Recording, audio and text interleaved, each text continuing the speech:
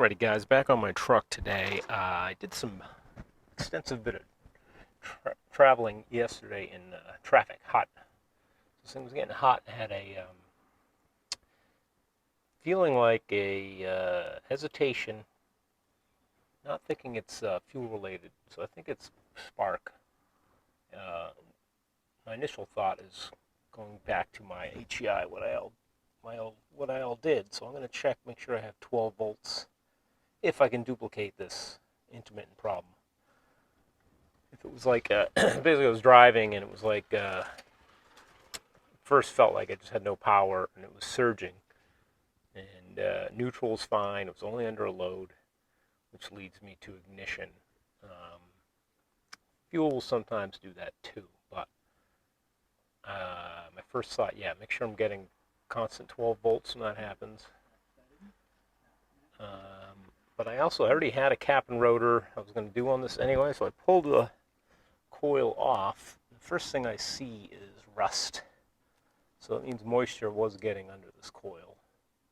And then the rest of the HEI is a little rusty. I checked the, got AC voltage from my pickup coil, checked the resistance. I don't think you can check it on the module, but I did check it on the actual coil. The actual cap, I think I just dropped the button, that's okay.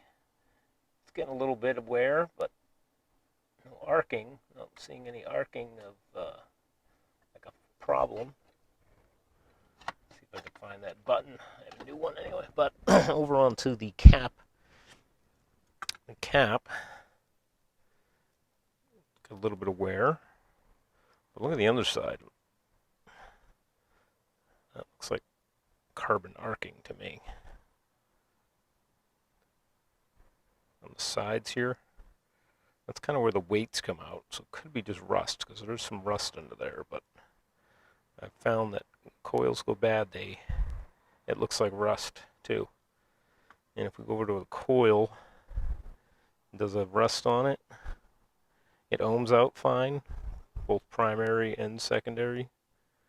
I don't like it's loose in here. That's loose. And that's not a pretty, that's a lot of arcing going on there. The rubber bumper here somewhere. So, I think I'm going to throw this cap and rotor on and throw my volt gauge on probably at my resistance wire. Make sure I'm getting 12 volts when this all goes down. Or maybe I'll do it right at the coil. I don't know, we'll see. Need to get it hot to duplicate this. Okay, what I did is I just wire brushed that with a copper brush, cleaned up all the rust, and just wiped on my finger like WD-40. Just to, you don't want any lubricant really. See those plastic pads right there? That's what I think those are plastic or some sort of. Those are supposed to keep that from moving freely.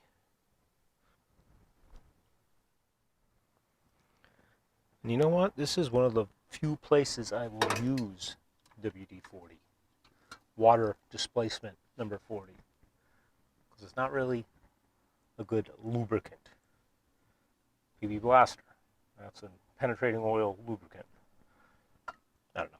That's my opinion anyway. Alright, going back together. Just want to let you know the coil does tighten up once it's bolted down.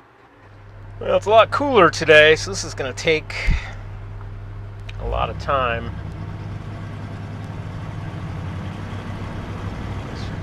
See if I can break torque it. Usually, I did that yesterday, and that made it stumble, fall on its face.